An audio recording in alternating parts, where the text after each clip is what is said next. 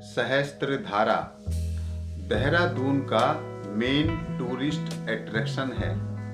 ये देहरादून से केवल 11 किलोमीटर की दूरी पर मौजूद है। यहाँ पर गंधक नाम का एक झरना बहता है जो कि त्वचा की बीमारियों को ठीक करने के लिए बहुत प्रसिद्ध है।